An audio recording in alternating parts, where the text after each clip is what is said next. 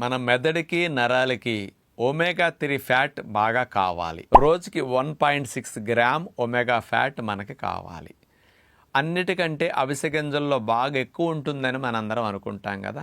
100 గ్రాముల అవిసె గింజల్లో ఫ్లాక్స్ సీడ్స్లో 13 గ్రాముల ఒమేగా 3 ఫ్యాట్ ఉంటుంది.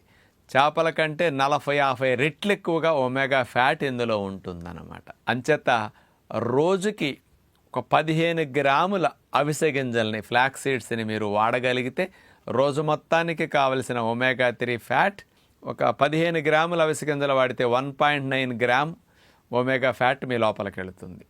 మరి శాండ్ రోస్టెడ్ అవిసె గింజల్ని ఇప్పుడు ది గుడ్ హెల్త్ బ్రాండ్ వారు మీకు కింద నెంబర్ ఇస్తున్నారు కదా, వాళ్ళ ద్వారా కూడా అందిస్తున్నారు ఈ మధ్య మంచి క్వాలిటీవి. అలాంటి వాటిని 2-3 స్పూన్లు భోజనానంతరం తింటే మీకు కావలసిన ఒమేగా ఒక రోజుకి సింపుల్గా తక్కువ ఖర్చులో వెళ్ళిపోతుంది.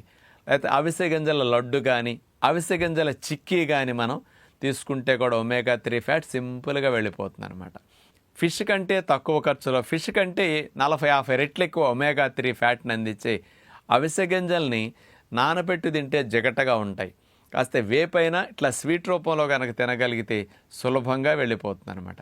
అందుకని నరాలు బాగా జీవితకాలం బలహీనం అవ్వకుండా పనిచేయటానికి, మెదడు కణాలు కుసించుకుపోకుండా, మతిమరుపు లాంటివి రాకుండా, మెదడు కణాలు ఆరోగ్యకరంగా ఉంచడానికి అతి ముఖ్యంగా కావలసిన ఒమేగా ఫ్యాట్ కోసం ఇలాంటి అవిసె గింజల్ని మనం ఈ రూపాల్లో వాడుకోగలిగితే 15 గ్రాముల రోజుకు చాలు. అంత మంచిగా అందుతుందన్నమాట ఈ ఒమేగా 3 ఫ్యాట్.